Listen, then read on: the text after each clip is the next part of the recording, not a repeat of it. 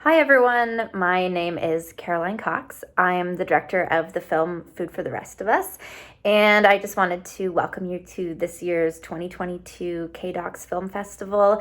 The theme of this year's festival is Seeking Truth, Waging Change. It's an honor to be here. This is my first feature film, Food for the Rest of Us, and my path in filmmaking wasn't overly conventional. I grew up in Southern Ontario in a rural area, low-income family of 6, and a lot of how we got our food was actually growing it in a garden plot that we had. And then from there, I went to study ecology. The arts wasn't really like a encouraged field where I grew up. And through studying ecology, I actually ended up moving to the Northwest Territories in my early 20s. And, I worked there for a number of years, both for the government, I worked in mining, and I also was a singer-songwriter and eventually a touring musician. So I've always been drawn to storytelling, and now, it was through being a singer-songwriter that I ended up moving to a small trapper's cabin off-grid, 7 hours from Yellowknife. And there I started to really reconnect with my youth of like harvesting food and being on the land and really getting in sync with the cyclical nature of harvesting. And it was through that experience that I did my first film project, which was called Wild Kitchen, and it was hosted by Tiffany, Ayalik. And we just traveled around the Northwest Territories and met folks who harvested. And the reason I bring this up is because I want to, first of all, just encourage folks that if you have a goal or a dream, that sometimes you don't always have to follow the most conventional route. So you should just go for it. And also just to create some context of where the inspiration for Food for the Rest of Us came from and why I personally am always drawn to the sort of spiritual and societal importance of growing and harvesting food and having food sovereignty. And then also, since Wild Kitchen, Tiffany and I formed a production company. So Tiffany's a co-producer on this project, and she's Inuit from Yellowknife. Her family is from Kugluktuk on the Arctic coast. So she also brings that background of, her Indigenous community and the high Arctic and those food sovereignty issues. So together, we started realizing through Wild Kitchen and this larger global network that there were folks all over the world from different backgrounds with different social sort of challenges and backgrounds who were using farming and harvesting as a form of activism. So we both found this very inspiring, and we kind of piggybacked off of the success of Wild Kitchen to find those people from those communities. So our film, there's 4 locations. The first one is Tuktoyaktuk in the high Arctic, being Northwest Territories based filmmakers we knew the issues personally, we knew the people personally, so that was a really easy story for us to, share and bring perspective to. We also filmed in Colorado with Zuria Malpika, who's a kosher butcher, and women aren't allowed to be kosher butchers or shochets in the Jewish tradition. So she's really pushing up against gender norms, and then also works closely with a group called Queer Nature, who creates space for the LGBTQ plus community to come out into rural areas and learn survival skills. We worked in Kansas City with Eric Person, who was working at a school where he would use the land at the school to harvest food for his community and even sell it for income. And then in exchange for the access to land, he would do agricultural studies and like teach the youth how to farm and garden in this inner cities community. And Eric's really at the forefront of this activism movement in the Black community to create food sovereignty in urban centers. And then we also filmed in Hawaii at Mao Organic Farm, which is an Indigenous owned and operated farm in one of the lower income communities in Hawaii, Waianae. It's also a very high population of Indigenous people. But in this community, there's limited access to water. The military has diverted water away from the community. And also just access to land with the resorts and the military. And so these folks don't have the ability to grow their own food. So Mao has become this sort of central point in the community where they can give people those skills and then also bring ancestral teachings into the agricultural practice. And the youth who work there get a bursary to go to post-secondary school. So it's just like really empowering the whole community. And those are our 4 stories. So we just wanted to get that broad perspective of folks who are on the front lines, hands in the dirt, literally growing food for their communities. In the spirit of waging change, I also want to acknowledge Story Money Impact, formerly Good Pitch Vancouver. And so our film was lucky enough to be in their 2020 cohort, and they really helped support documentary filmmakers across Canada who are creating films that create social impact filmmaking. So if you're inspired at all throughout this year's festival, I would encourage you to check out that organization, Story Money Impact, who are really doing a lot to help Canadian filmmakers tell these important stories. I also just want to leave one final thought with you about food security and food sovereignty within your own community. We've really found through the course of this film that there is no one grand solution for creating food sovereignty because the ecosystems are different, the issues are different, the communities, the background, culturally, it's all very specific to the region, very, very micro, at a micro level. So we just really encourage folks, if you're inspired watching our film, to think within your own community, who has access to land, who is growing food, where can you grow? But also if there's folks in your community who don't have access to land, especially if it's through systemically being pulled away from the land, what can you do to support them? Are there BIPOC farmers that you can be buying produce from? Is there policy that you might be able to influence? So really just taking a look within your own community and asking those questions. And along with our film, there's so many other great films at this year's festival. So really hope that you're inspired to wage change and seek truth. And thanks so much for having us. And don't forget to support your local farmers. Thank you.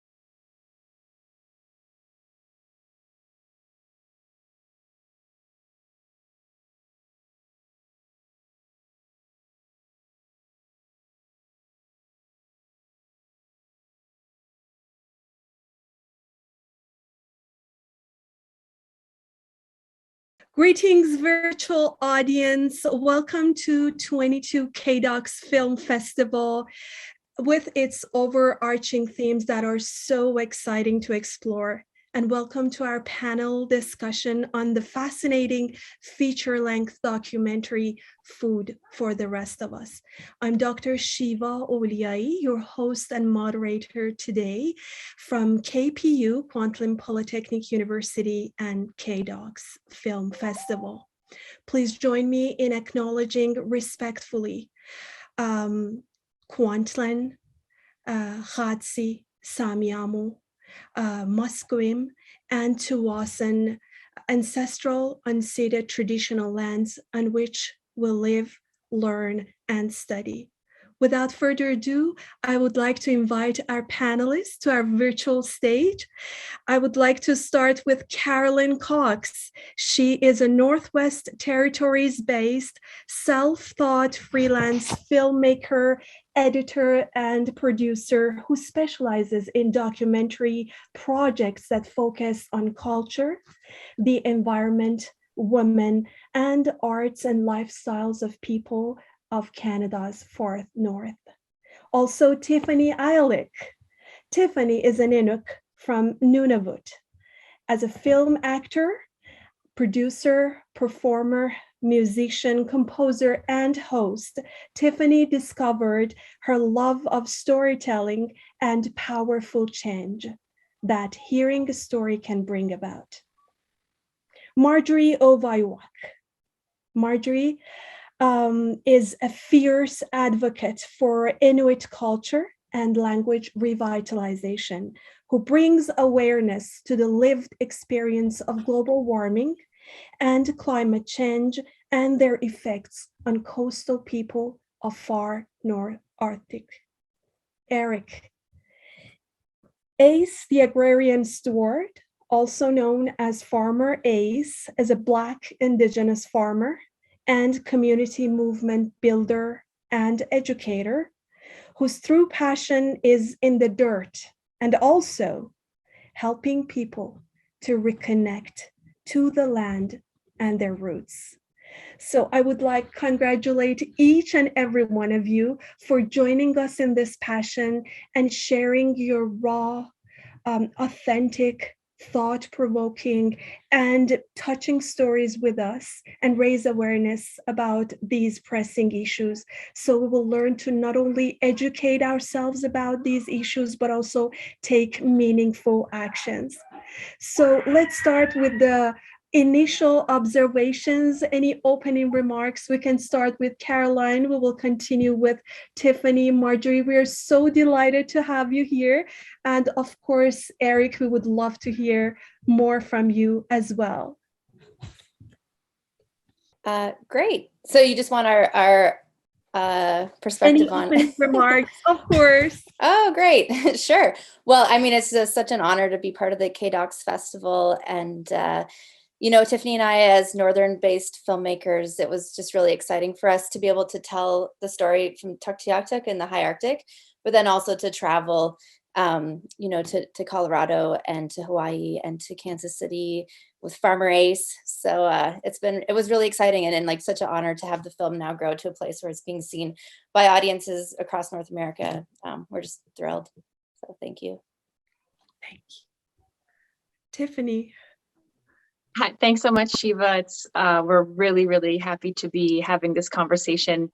We put this film out into the world last May, and it's been such an amazing experience to be, you know, participating in like virtual versions of these film festivals and to be able to connect with people no matter where we are.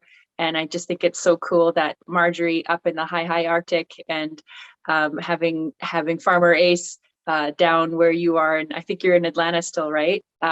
Having you both on the same Zoom call is pretty special because not everybody got to meet everybody else from all these different locations. So I'm glad that we're able to even just have this virtual meeting together with some of the people from the film. So special. Oh, thank you so much, Marjorie. I have a great big family that played a big part of our lifestyle, and harvesting was one of them because none was so educated enough to have a job, but we had beautiful knowledge of our land, sea, and air, and our culture, our traditional, and then we had to go on to learn language, English, and that kind of brought us where we are today.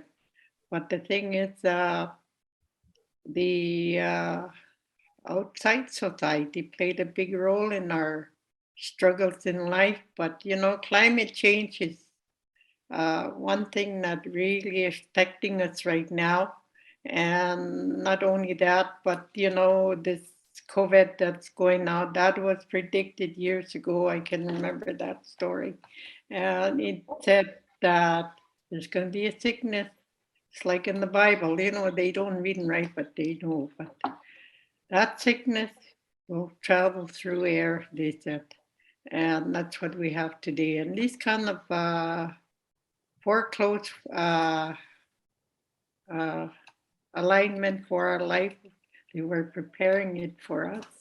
But we had to understand it, but now we do now. And I used to be part of a 100 Trappers Committee, Joint Secretariat, school. I was cook and everything. I was into everything. It was anything that was needed. I was right in there until I had an accident, and then I stayed home as a homemaker. But I still go out and harvest and whatever. Thank you. Wonderful. Thank you so much. Farmer Ace. Yeah, no, excuse me, I'm just honored to be in the presence of such wonderful divine feminine energy. Yeah, I'm a student myself, so again, just humbled by the sheer awesomeness of Marjorie's presence, and yeah, just happy to be here. So if you have any questions, I'll be more than happy to answer. But I think the film is powerful in itself, and it speaks a lot to what I guess I have to say. So I really want to encourage folks to watch the film. There have been a few changes about how I feel about things, but yeah, I'm just honored to be represented in such a powerful movie, and I really hope it encourages folks to take the power into their hands, to stick their hands in the soil. Yeah. Exactly. Thank you so much. So as I watched this movie in BC, these scenes moved before my eyes. I remembered early summer wildfire. I remembered burned cities, evacuated communities. I remembered heat dome, flood, broken roads, empty food shelves here in BC, here in Vancouver, in stores. And then they made me think that how deeply vulnerable we are and how fragile our communities are. For me, after watching this movie, those community garden plots, or the concept of urban agriculture, was no longer leisure time luxury for students who, for example, living at UBC campus. For me, I've learned, it opened my eyes to the fact that how revolutionary it is to grow our own food. And from now on, I will consider that as a political action. So as you rewatched this film, was there anything new that struck your mind? Any new realization, any revelation? Sure, I'll jump in. Sure. So I think every time I revisit the film, having seen it many times, certainly not as many times as Caroline, but every time I go back and watch or revisit sections of it, I'm really struck every time by the specificity of solutions that people are doing in their own communities. And that every time I go back and think about, the 4 different locations that we were filming in, that these community run, grassroots, ground up approaches that are so incredibly specific to the area where they live is really keeps hitting home for me every time I watch the film again, that we need to be taking leadership cues from these people who are so deeply tapped into community, because these one size fits all, you know, this works in one area, so that means it will work in the high Arctic. Those kinds of solutions for combating food insecurity are really not going to work, and that we do need to be taking the lead from people in the communities and supporting them in the solutions that they're doing. And you know, I feel like every time a natural I live in Vancouver now, and every time, you know, everything that you're saying, Shiva, about the heat dome, the floods, the fires, the, you know, whatever catastrophe that comes next, it's like we need to listen to the locals of what they need and want, and what they want to, how they want to be solving problems. And then that's the best way, instead of us placing something on top and think that that's going to work in every situation, because it doesn't. So I'm also just so, I bow down to the community organizers who are doing this work, and hope that we can, in the film, people can look to their own communities and see what is happening around their corners in their neighborhoods of this kind of work, and how to best support them in that work. Mm-hmm. Thank you so much. Yeah, and I oh, sorry, go ahead, Marjorie. Yep. Okay, I can remember the reason why we're in this world is because we were able to communicate.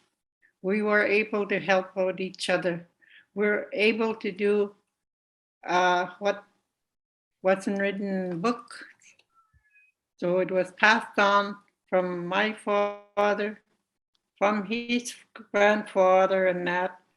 I never did see my grandparents, but the stories I hear, the tales and whatever, makes you really wonder to do that. And when you do that, you have pride, you have love for the land, you have communication people, you have that knowledge, you pass it on, not by book, but by living with it. Another one was, we were resilient. We tried to be advocates, but the Ottawa had a system that couldn't give us that privilege. What we have today, yeah, it's called land claim. We couldn't even hunt for our harvesting, we were allowed only 3 caribou a year. 3, and we weren't allowed to get swan. There was a limitation, and it was live or die. But you know, with our knowledge, we're able to get by because of the fish, the berries from the land, the woods, and everything. That's what kept us through this. And it was hardships at times because a lot of our people passed away because of the big epidemic brought on by the whalers, by the Hudson Bay, by the explorers. And it just, we were down to 350 in Iqaluit. Now we're up. They were told in their own family, it wasn't written down, they were told, make family, please make family to grow it up. So that's what they did. And that's what, we have relatives all the way from Alaska to Greenland, maybe Russia for all we know. You know, life like this, you appreciate with your heart. You pass it on with your soul and pride. And nothing was given to us free. It was there for us to use. Exactly. Caroline. Yeah, I was just gonna say, and I think Marjorie just like really, you know, brought it forward again of just how when we first went into this film, it was really thinking of the, you know, activism side, but what really came to the surface was this strong spiritual connection to the land. and also with the folks we were able to interview, like how deeply tied to their ancestors it was. And I think for just to the question of like, what did the film present differently than what we first thought? It was just like really being able to be gifted with these like spiritual teachings. That was really powerful and something I will be forever grateful for. Awesome. Farmer Ace? I like to, before I speak, I'd like to ask Marjorie, can I ask why you were limited to, why your food supply was limited, or why you said you weren't allowed to? I'll give you a quick question of that. Ottawa had a big book with the RCMP, with the RC mission, or I should say both mission and the school that on the Hudson Bay, and that they were kind of like walk over it. And I think they were trying, in my way of saying it, is decline the evaluate. And a lot of times we had to hide. We had to hide some food, basics of food. And we were told as kids going to school, don't do that. Don't talk about it. Don't say anything about what we get. And, I can remember our older sibling used to not eat so that us younger ones could eat. They gave their soul for us to live. Huh? We were this young. There's 12 of us in the family. So harvesting at that time, you were limited. So same with foxes. And excuse me, animals were another one. I don't see. Just hang up. Thank you. Anyway, Game Warden was, he kind of been on our side. He let a lot of us go because, we got big family. So fish was mostly our basic fish food, whale, geese, ducks, about basic what we could get. He's off. Yeah, I wonder if we lost Eric. Hopefully, I think he's back. Yeah. There. Is that enough for you, Ace? Mm-hmm. Yeah, the one thing that rings true in this movie that repeats itself is colonialism. Yeah. And cis-hetero patriarchy. Yeah. And the destruction of the planet, and how, there's this big discussion about how critical race theory doesn't want to be taught in schools because I think there's this fear that, white men will have to confront and be confronted and acknowledge what they have done to this planet for centuries. Yeah. So, yeah, it just bothers me that it has such an effect on our lives that sometimes we can't control. And I mean, feeling so empowered. I mean, your story and what I thank you for sharing it and being so strong. For that, Ace. A lot of these government workers, RCMP, the mission, and whoever's in the government system in our community, they were taking all our fish, all our geese, all our, they were privileges that they had because they hired these guys to go get their harvest. That's the only way they could make money at that time was harvesting for the government people. But the thing is, we had communication. We had to help each other at that time.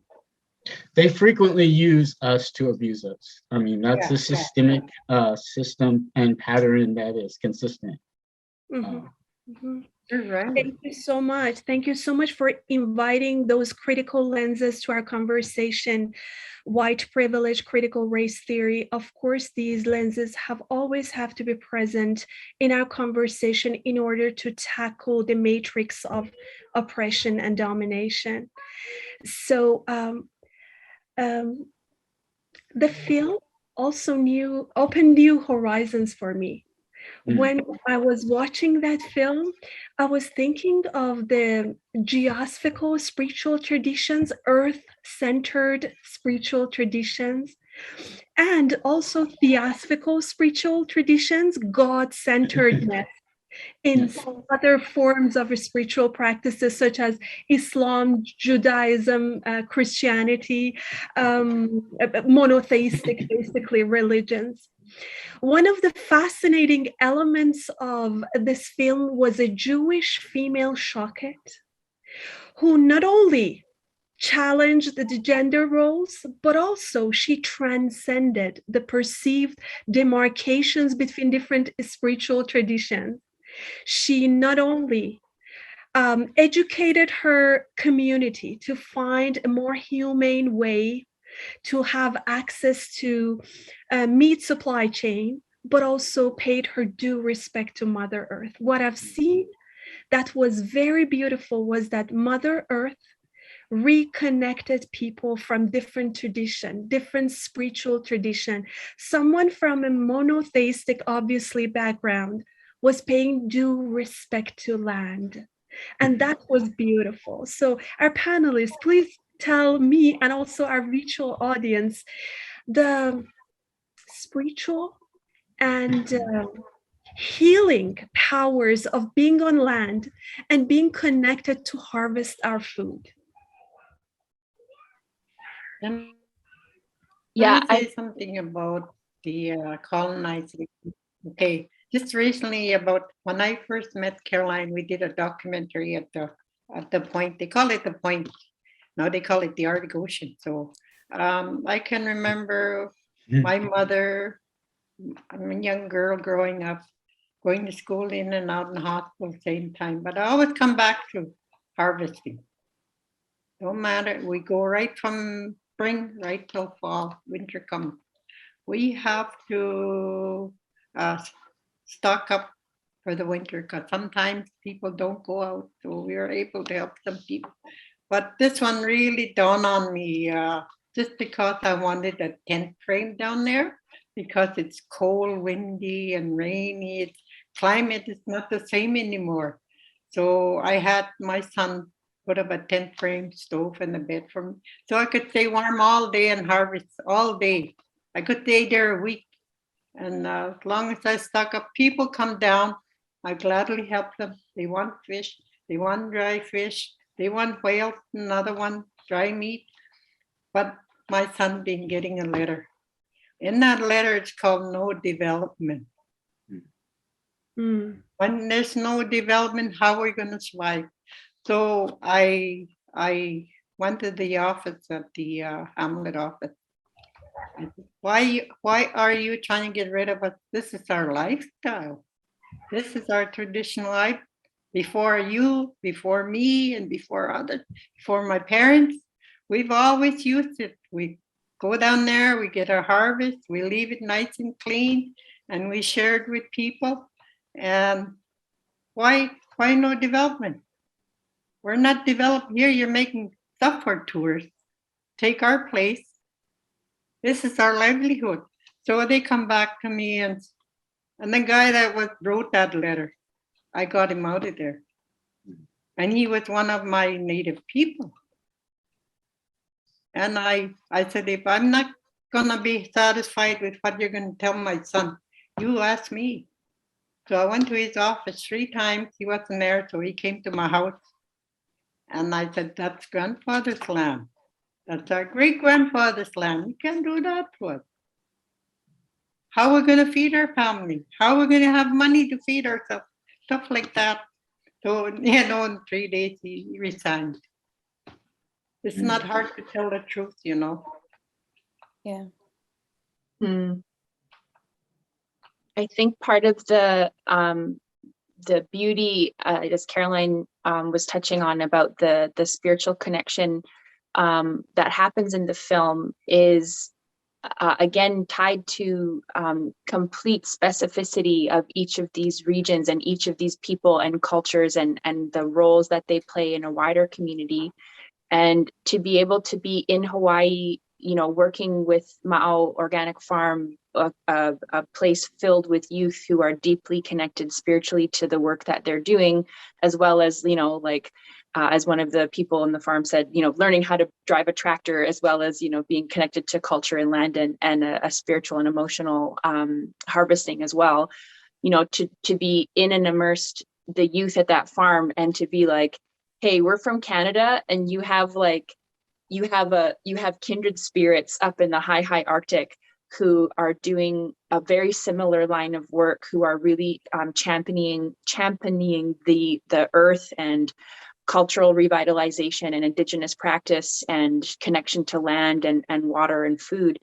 And they're hunting whale and they're going fishing and they're also growing their own vegetables, and it looks completely different. But there was like when we were talking about that with some of the youth in Hawaii, it was like these light bulbs went off, because I think that a lot of people in this work feel really isolated at times, because it's you up against these huge systematic things like racism and colonialism and, you know, spiritual colonization and, you know, forced belief in different belief systems that weren't necessarily your own.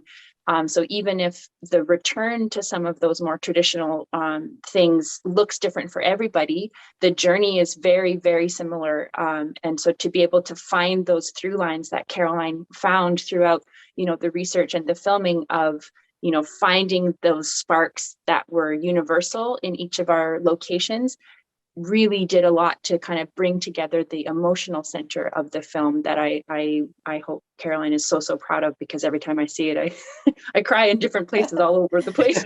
I see it every time. So yeah, I think that the work, the kernel, the spark of doing that work of spiritual land and indigenous practice, or, you know, spiritual practice, whatever that looks like for the individual, it's going to manifest in completely different and unique ways. But that impulse and that spark is totally aligned across the continent. I agree to lift up both what was said by Marjorie and Tiffany. It's just the spirituality piece almost comes naturally, whether it's something that is a practice habitually or ritualistically, it becomes religion. And so I just recently had made a post just kind of not really political. I think Tiffany actually had followed me because I engage a lot. I used to engage a lot, whether on Facebook. I got banned and decided not to go back. But just being very confrontational politically on social media and engaging with folks just to try to get them to critically think about their views, whether politically. And so I think in this film, there's room for intersectionality that allows for folks to see how religiously working in the garden can heal you.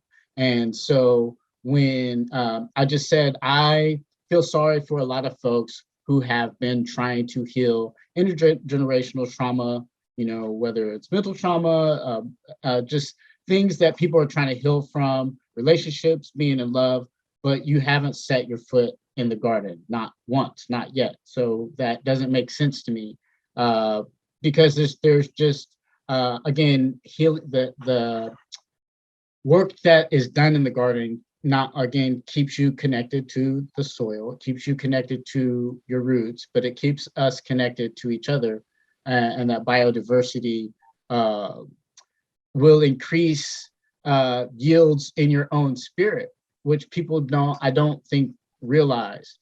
So that for me has become faith and religion. And then in Hoodoo, we don't really say that anything is learned, everything is remembered.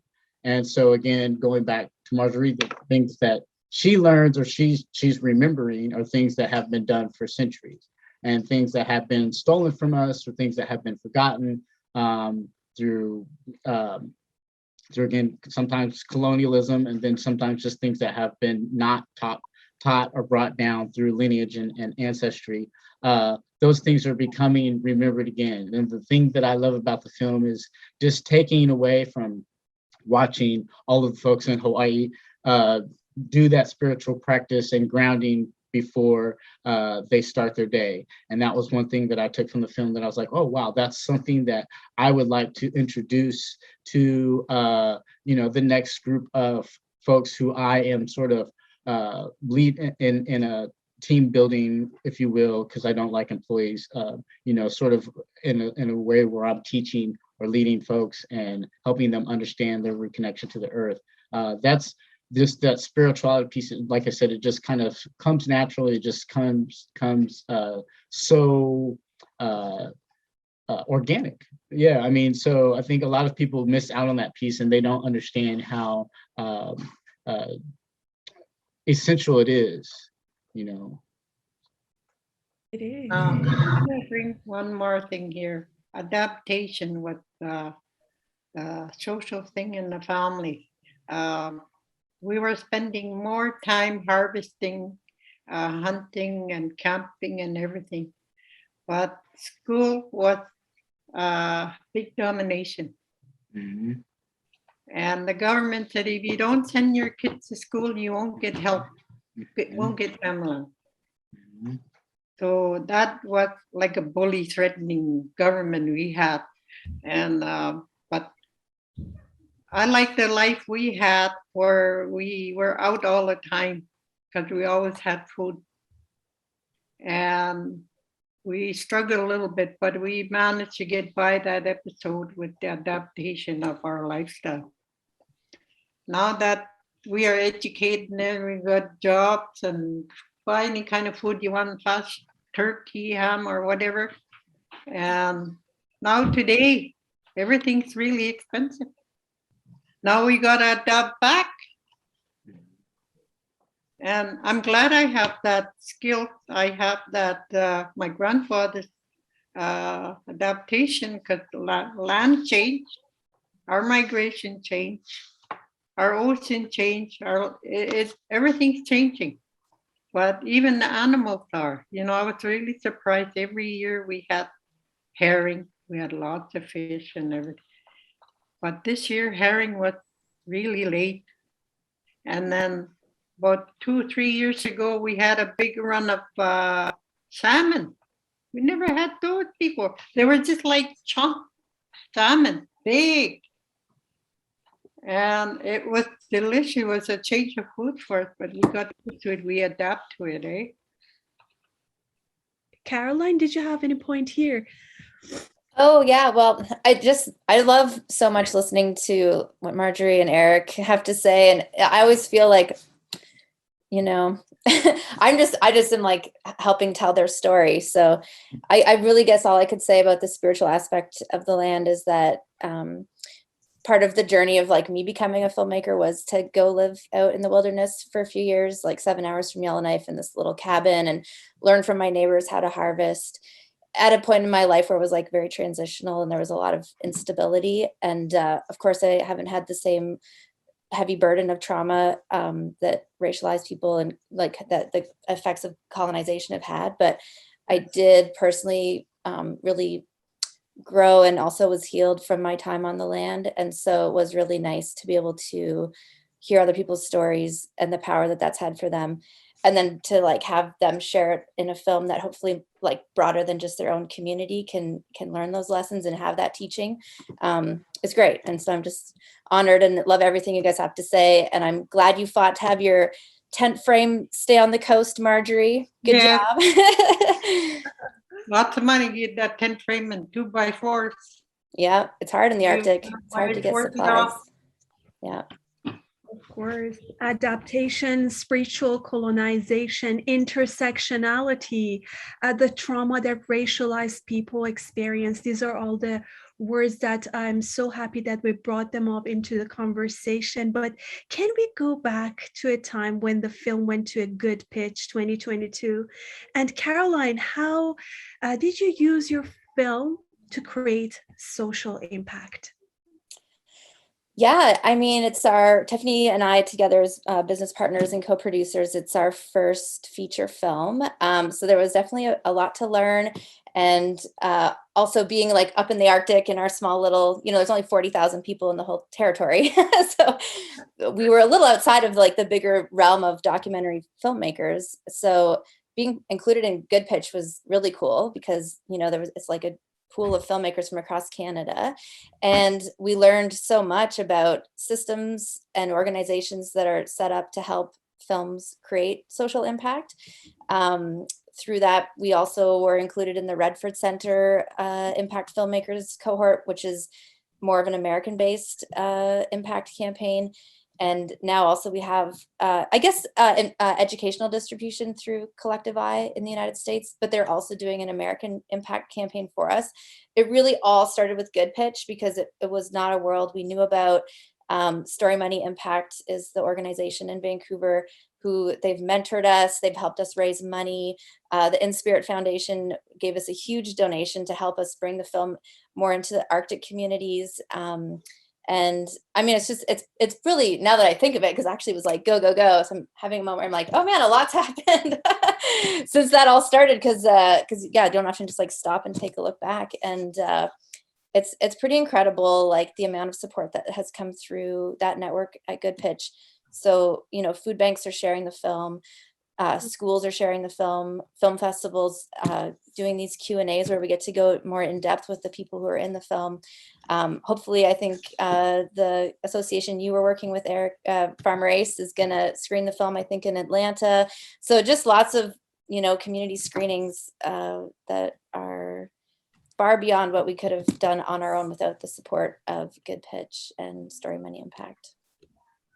Great. Can I say one more? I did a lot of traveling, and I noticed some of these communities, like in New Greenland,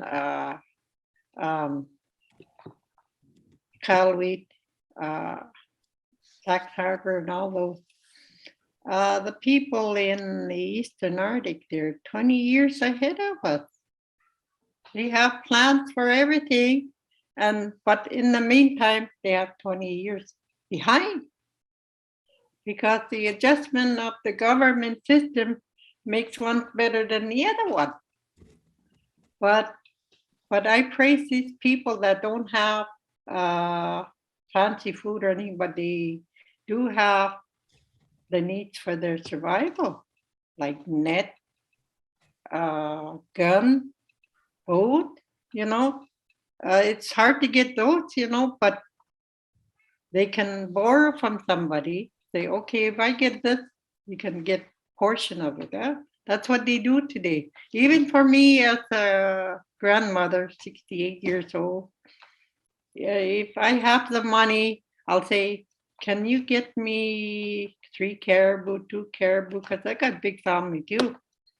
I'll be able to give you cash for gas, shell, and your vehicle or your equipment. Gladly. That would cost like $350. That's not much.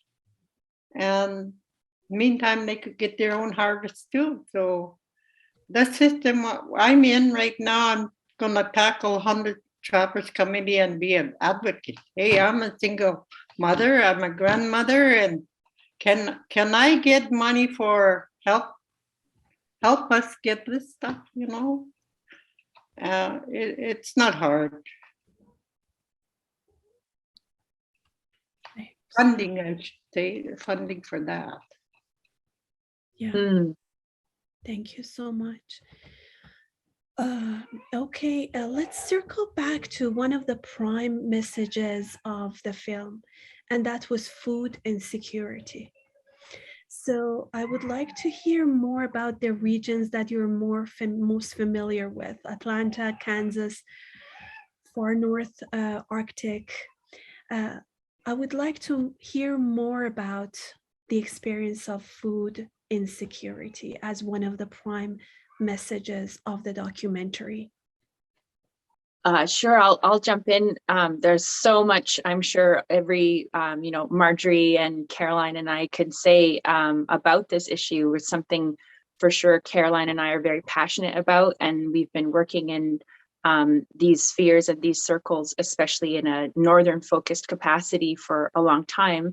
And the first sort of collaborations that Caroline and I did as filmmakers was through a project called Wild Kitchen that Caroline conceived of, and I was the host, and Caroline was the chief cook and bottle washer, did everything under the sun to make that show happen. That was really focused on the North and meeting interesting people who are somehow closely connected to their food. Whether that's in a like really intense kind of whole life way, or if it's a hobby, or somewhere in between, kind of looking at the full spectrum of people who are somehow connected to an aspect of harvesting food in the North. And from that project, we started a Facebook page, and we started to post these like little tutorials that Caroline put together of things like how to tap a birch tree, or how to cook a jackfish in the ground to make a ground oven, or how to harvest different berries or whatever. And these small tutorials that we were creating had a huge following on the internet. And very quickly we were thrust into this kind of global conversation, and to be able to see like, oh, far outside of the North, these are things that people are like really thinking and talking about. And there's this whole community, and there's this whole network of people who are very passionate about being connected to their food, however that happens, and wanting to be cutting out the middle people as much as possible to have like that one-to-one connection with their food, whether they're growing it or hunting it or harvesting or foraging or whatever. And especially in the North, where northern communities are faced with so many barriers, including very harsh climate. It's harder to grow things. The soil isn't great. Long winters and short growing season, as well as the exorbitant cost of shipping things up to remote fly-in communities or only boat-in communities. There's lots of things that are contributing to very, very, very high cost of living. And if anyone feels like having their jaw hit the floor, go on to different Nunavut Facebook pages or Feed My Family Facebook pages in the North, and you'll see, a bag of chips is $12, or, a liter of milk is $15. And Marjorie can probably talk a bit more about the like specifics of those barriers. And, to see that people need to make really tough decisions about like, okay, if my household has, $200 of income for this week, where do I spend that on? How do I do the financial triage to decide how I feed my family? And it's devastating. And those are the direct. If you talk to the youth in the North, especially, food insecurity is a huge factor that plays into the high rate of suicide that we're experiencing in the North. And these are not like abstract things that are like, oh, food insecurity. They have deep connections and ties to mental and emotional health, to physical safety, to overcrowding, to nutrition, to the health and wellness of our physical bodies as well.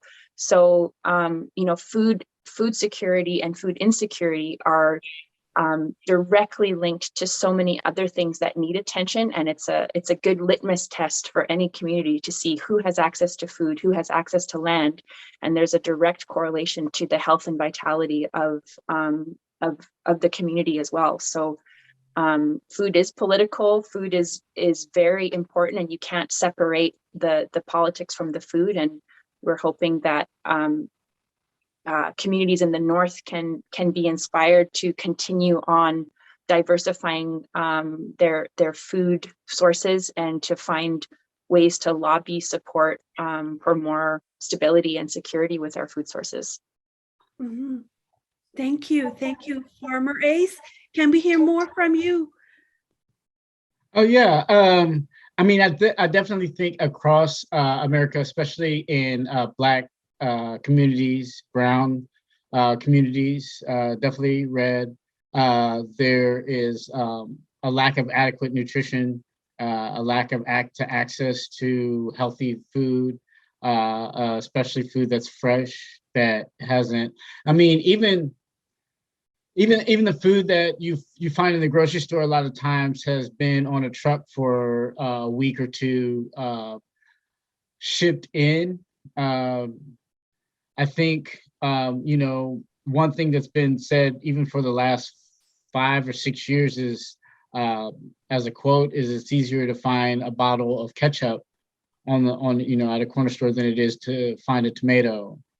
So you have things like, vegan movements or movements where people are trying to become plant-based, and it's absolutely impossible.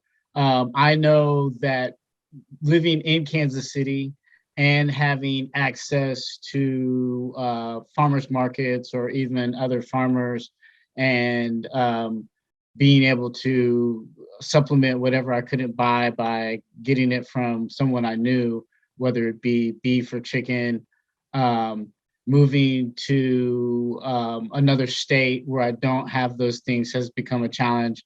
So again, my diet has been forced to change. I don't have access to chicken. I raise my own eggs, but the free range beef, Kansas City being a cattle town, I don't have the same access. I've luckily been able to find a butcher that provides local access. However, I would not buy pork from them. I don't normally eat pork, but I would eat pork in Kansas City because I knew the farmer. And they had less than 30 pigs. So sustainable farming is different here because it's also more urban. A lot of farmers focus on, the soil is different here than it is in Kansas City. So the topsoil here, a lot of topsoil in Kansas City, it might have a lot of where you had a lot of cows grazing or it wasn't really touched. The soil here in Georgia in the South is a lot of red clay. So I find that challenging to grow some of the foods that I was growing outside of what I was growing before. However, there are still networks of farmers and people encouraging folks to grow food and encouraging folks to take it into their own hands and empower themselves to grow food. The access to seeds, the access to land, the access to infrastructure is still challenging. Again, and then a lot of folks still, I think it's just really hard for folks to transition their diet from food that they can grow themselves to food that they purchase and can just eat. I mean, a lot of people don't have the time to work a 9 to 5 and take care of the children and make sure that they're getting their homework done and then bed at adequate time, and then at the same time make meals. I grew up in a time where that was just normal. Again, it was also normal when I was growing up for folks to have a garden in their backyard. And I think, capitalism just requires a lot more of people, whether it be their bodies or their minds or their spirituality sometimes, or their labor. And so folks have to balance what they want to give and what they want to sacrifice, and then versus what they want to have in their life. And so it does become a struggle between have and have nots. Do I have land to grow food? Do I have the time to grow food? Do I have money to buy seeds? Can I afford to water my plants every day or whatever? So again, I really felt like it stepping into my power to help folks try to learn how to do it for themselves. But yeah, I think food insecurity definitely plays a role in folks making decisions on whether to spend their $5 on some ramen noodles and hot dogs, or a pack of seeds. You know, a pack of seeds is not going to yield them anything for a few months. So again, coming back to community and keeping folks connected, I think I'm a strong advocate of that, because a lot of folks feel like, you know, here in the States, we have what a lot of people consider the most important election of our lifetime. However, when you look at the border, there's not a lot have changed as far as children and families being separated and incarcerated. When you look at farmers and the money that's being given to subsidize farmers to keep them from growing, that's not really changing. When you look at the action that's being taken on climate change, there's nothing that's really changed. That's not really anything changed. So for folks to be caught again in the matrix, where they're just feeling like something's going to change because of a different wing when it's the same bird, and again, a lot of times folks want to address the issue of trying to fight this through policy, when our nation doesn't really honor treaties, or it doesn't honor you know, promises made. So why a lot of times for me, it's like, why try to fight it through going that avenue? So again, it just always comes back to growing food and putting the power into your hands, and even if it's just a little bit. So I think food deserts, again, I still hate that term. Food scarcity is one thing that just I think can be addressed through people empowering people. It's again, because I'm also fighting people like Whole Foods and farmland, because, you know, corporate monocropping is just as damaging. You know, people a lot of times talk about how bad factory meat farming is, but you know, you have pigs, cows, chickens, yes, bad. But on the 4th and 5th on that list is factory farming. You know, all the avocado trees that we're spending millions of dollars on watering, and the almond trees, and so and then the runoff from all the pesticides from the, you know, organic and from the non-organic chemical you know, laden farms. But I could go on and on. So Thank you so much.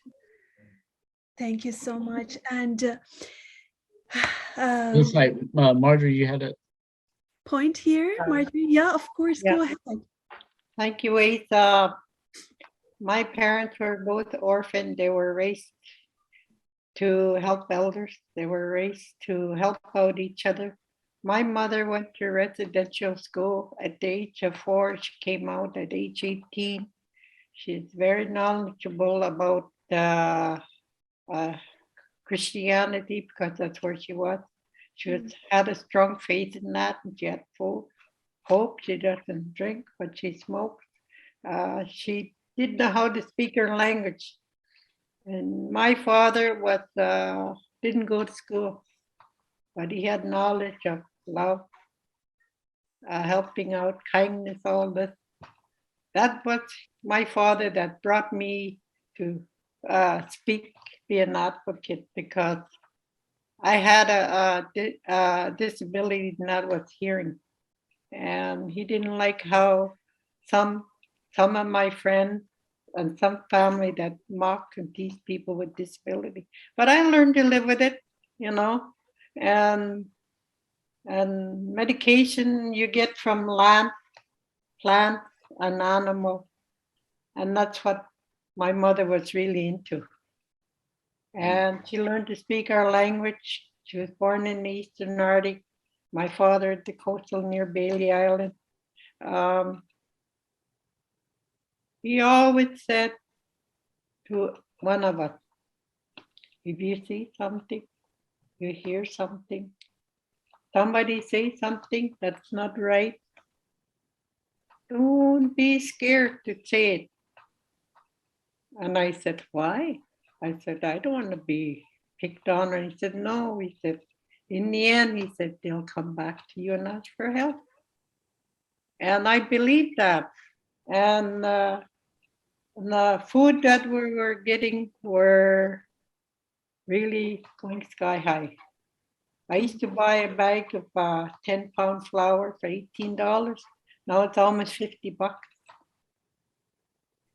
And to buy cream, a can of cream used to be $1 something. Now they're almost $5. These basic stuff that I really need are going high. They build a highway, say the food can go, price can go down. No. And another one is health. My mother was real good at getting food that could heal us, like oxo, raw, plant, flour, seal blood. You know, that one I really miss. You know, my mother always had it. Those were our way of life, of living a healthy life, because they knew how to do it. My father didn't know how to read and write, but he was a import operator, one of the best. And he was very knowledgeable in drum dance, singing, and he could make a grub box with just a wooden plywood, no nails, no nothing. I couldn't believe it. All he had was those old time drill and a hammer, and a knife to make those pegs. I couldn't believe it. And the things he taught me in the land, like wood, we very dependent on wood. But sometimes the wood is way out or not enough or all snowed up. He would go and take us up with his dog team, and this is our wood, this big willows.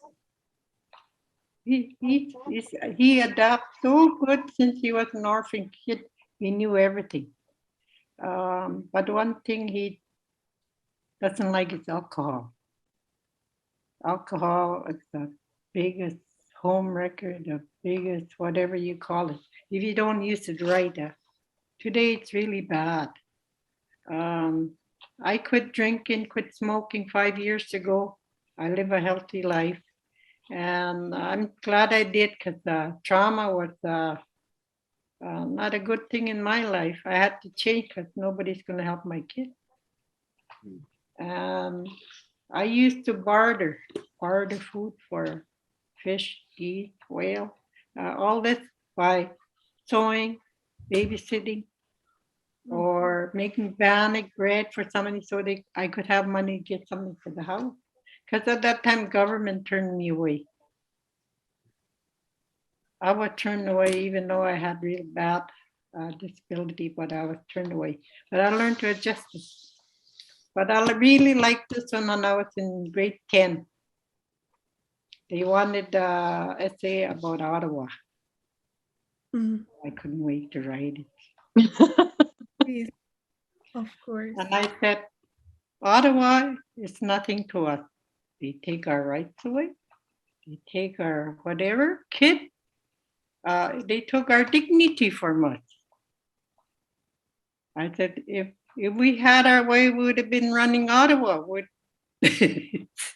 Like how family service should be, how medical should be, how survival should be. You know, these are things connected to our life. And we adjust to the difficulties. But, you know, like they say, what goes wrong comes around later on. And I like the one Sherry said one time. We were down at the point, remember? You took her for a walk somewhere this way, and she was saying something about when the sickness comes, got no job, because everybody's getting sick. Got no more job now. Where you can go? You got nothing to feed them, so they might have to go back to the lab. And that brought me real tears. That's true. You can't work at the job because of sickness. You got no more job. You have no more house. All that stuff there. And to me, it made me think we're going back to the old days.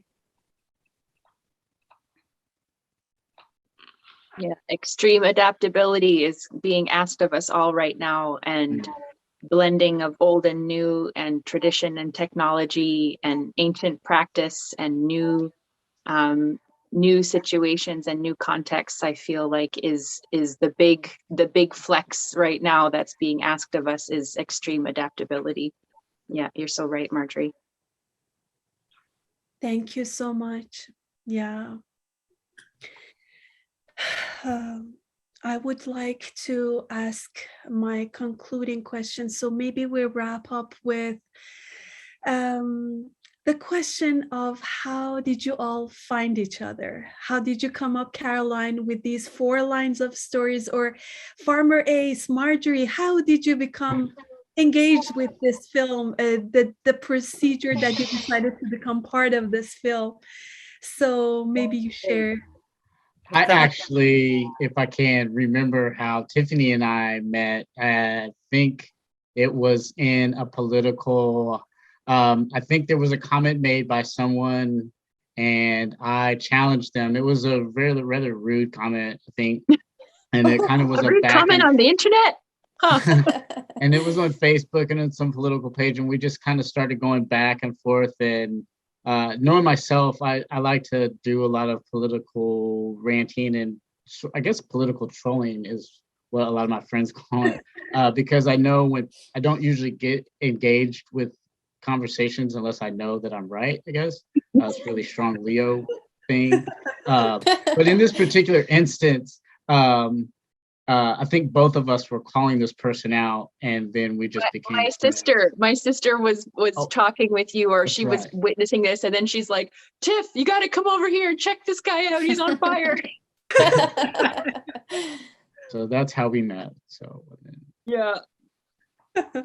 Yeah, and you know, just then I started to follow you on your Instagram, and just was really really amazed and impressed at like your viewpoint and your like your lens and your look at like I think it was probably through your page that I started to see for the first time, like, okay, this isn't just like, oh, isn't this a nice hobby that I'm like growing my food, but you know, directly making people see and understand the link between activism and food and anti-oppression and critical race theory and history and indigenous, you know, future, and tying things to the past and launching us into the future. And I think that was one of the first times I had heard all of those concepts really put together in a context that was outside of the North, and you know, something that I had kind of intrinsically been involved in, but had never really had the vocabulary or the experience of what that looked like in an American context or in a Afro-Indigenous context. And then Caroline and I started to talk about like, whoa, this is a thing, like this, you know, that the whole this climate of activism, and then Caroline and I started like really riffing on that concept. And then in true Caroline fashion, takes an idea and then just like runs with it and creates this, you know, mega thing that grew and grew and grew and spread farther and farther across the continent. So maybe Caroline can talk a little bit more about that, what it looked like. Yeah, well, I was wondering if Marjorie remembers when we first met, because I was up on the point, and I found the photo too. I don't know if it'll work on the thing, but we saw you cutting fish at the Arctic Ocean. Yeah, Remember that, Marjorie? Yeah. At your tent frame, the one they tried to make you take down. So I just met Marjorie out there on the land cutting fish, and we became friends, and she became part of the film. And every time every time I'm in Tuktoyaktuk filming, I seem to just bump into Marjorie, and she ends up being in my films. Awesome. Kindly ask me, and I'm busy fishing and whatever. And that was before the big flood of tourists, I believe, or after. And I come out the tent, and I'm busy going up and down that thing up in there, going up with my cane and getting my fish cut up and everything. She said, can we take a picture and take a film of your activity at the point for survival fish? And I said, no problem. Of course, it wasn't my property, it was my big bully son. So I said, she gladly, just so that we could get this. And I ran into all four of them. They were, first time I tried to pull in a net, stupid net got stuck, so we had to leave it there. And then a year she came down and I was already there, came out of the tent. Oh, you're back. She was visiting pictures toward the Arctic Ocean. And I called her, she turned around and we had a conversation. And I said, look, I didn't like how we ended up with the fish because it was stuck in a rope was stuck somewhere. And I said, I can retake that. She said, oh, no problem. So we did that. Yeah. Beautiful. No, it was great. It was Pretty nice. perfect. It was like serendipitous. Marjorie was just always there when I needed someone to film. So Or it's been she'll great. surprise me, Yeah, you surprised me too. You were just there. Great. Yeah. And then with the Hawaii folks, again, we found them on the internet, just researching for the film, just like looking up indigenous farmers, and actually flew there with some development funding, and like worked on the farm for a couple of days and like washed vegetables with them and really got to know them. And then through some conversations built the trust. But it was really an honor that they did open up their facility for us to come film, because they do get a lot of requests to be in the media. And so yeah, it was great to really be able to come with our crew from, the Arctic all the way down to Hawaii and meet, and then just to see how well they're implementing their ancestral teachings into the farming practice. We were all really moved by that. And then also the fourth story in the film, which is the one in Colorado with primarily Zuria, who's the female Shohet. We actually met her through the folks at Queer Nature with the workshop that they were doing. So I went to Colorado to meet the folks from Queer Nature while Zuria was doing the workshop and filmed it. And then we continued to work with Zuria because yeah. So it all just kind of organically found its way. It did. It was nice. It was a nice piece. Of course. Caroline, can we wrap up with you, or any final thoughts from other panelists? Anyone else? Go ahead, Caroline, wrap us up. Yeah, sure. Well, just again, it's just really great to be part of KDocs. I know social activism is such a huge part of the theme of your festival. I'm really, really so happy to have had this Q&A with Farmer Ace and Marjorie. Just really nice to connect with you folks again after all these years have gone by, and see that you're still working hard and making a change in your communities. And I just hope that anyone watching is also inspired and can make change or, help feed their community. And also we always like to kind of end, Tiffany and I, of just kind of having people question how they can, within their own community, help support people who might not have access to land, or who are, like, where are you finding your food? Can you be supporting local farmers more than you already are? But then also, are there like policy changes? It's really like localized to each person watching what is happening in your community. But we just really appreciate when people take the time to stop and ask those questions. I'd like to say something to Ace. Hi, Ace. Hello. I noticed farming, you have a big patch. You don't go very far, right? Or you go from the village to the farm? Now? Yeah. No, in the movie, are you referencing? Yeah. No, that was a school. And so I'm no longer in Kansas City at that school. Okay. Yeah, I was with that school for about 3 years, and built a relationship that I fostered for a while. I literally was standing, I think it was one day we were filming, after we were filming, standing with the teachers looking at everything, and was just kind of looking around, and I was just like, well, I guess I'm done here. So a lot of times the teachers would just ask me so many questions, and the students would ask me questions, and I just was literally just kind of like the program was just running itself, and it just felt really good because before I left Atlanta, the teachers had asked me, like, would I consider staying? So I didn't have to go far because I was literally farming on an agricultural school property. And so that was actually a blessing for me to be able to run my business from there. Okay, thank you. I'm asking you this because for us to harvest and get our food, and we travel long ways. Mhm. We travel a long way. Sometimes our pattern is different. Our weather is different. We have to shorten our camping and our traditional lifestyle. We have to shorten because the ice is gonna melt fast. Snow is gone. The trail is different. So usually we were out like 6 weeks. Now down to 14 days or less. Oh, wow. I remember one year we went fishing to the Husky Lake. We spent 2 weeks there. We got a whole about 86 trout. And then geese start coming, so we moved to another place. And we got a few geese. Sometimes the pattern, the geese migration is different. So we stayed 2 weeks there. We couldn't get enough, so we went further north. Spent 2 weeks there.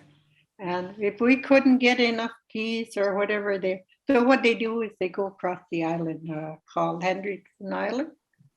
The pattern of our harvesting, even the fish and the geese and the caribou, is different. We have to kind of go all over, eh? It's a big impact on some of us, you know. Yeah, I aggregate food now still only because I've moved from Kansas City, where I could forage for herbs that I use holistically and to make prenatal tinctures, and I would have places that I could go, and so now I'm relearning places that I can go, and since there's a lot of places where there's red sites or fun sites or sites that are polluted, so again, I'm just trying to learn my environment. But by all means, I don't have the same challenges you have. I guess it's more urban because you have more pollution, but it's still just a fight. Again, make North America native again, and I think the rest of the problems will take care of itself. Mm-hmm. You know, those big polluters from the oil companies and the other kind of projects, they're the ones that really put an impact on us. One year, 1966, yes, they ma'am. were exploding dynamite to find out if we got any oil in our land. They ran right over us. That year, we never got one fish. All the fish were dead in the beach, and they did blasting on the ocean here on the side. Only got one whale. It took like maybe 10 years to get our harvesting food back. And plus they plug our creeks where we get good water, where the fish migrate, and all this was a big impact. And we couldn't get berries for 5 years because of the oil companies. And Wow. it was that's when lime flame came in. I did part of that project of called COPE. I was one of the translators from developed into English. And we had a good group. Sometimes we worked 12, 14 hours to get this work done. And these elders, they're knowledgeable. They have solution, but they want it Ottawa wanted according to their books, eh? So we had to kind of go around their books and fix it for ourselves. Thank you so much. Yeah. Thank you so much, Shiva. Thank you for moderating this really, enlightening and amazing conversation. We so appreciate you coming in and doing this with us. And huge thank you to the whole team at KDocs for programming us and inviting us to share this space together with the team and the audiences. And we're really, really honored and really grateful for the support in this way. So Kwana, thank you. My pleasure. My pleasure. Thank you so much, dear panelists, for sharing your critical lenses, your insightful teachings, and your inspiring stories. I'm a true believer in continuing to engage in these kind of conversations, these rigorous engagements with some of the pressing issues of contemporary time, like climate justice, food justice, and of course, poverty reduction. The Food for the Rest of Us, the documentary that we just finished our panel discussion about, reminded us to not only use our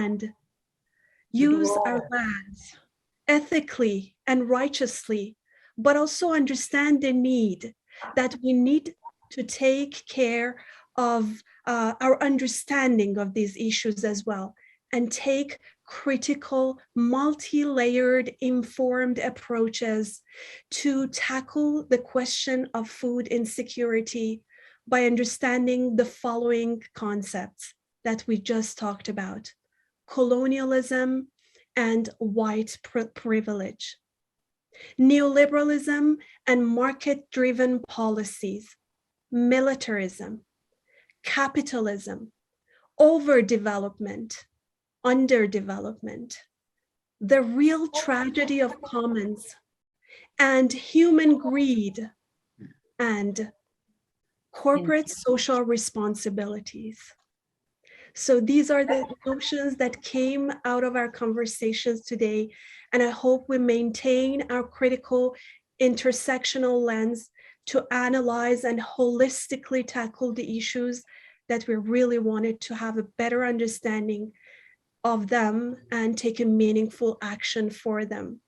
Before I concluding our panel, I wanted to send my special gratitude to our KDocs Film Festival director, Janice Maurice, for her kindness and incredible leadership this year. We're so honored to work with her and also welcome everyone. Last but not least, I wanted to send my special thank you to our virtual audience for joining us at KDocs 2022 in solidarity.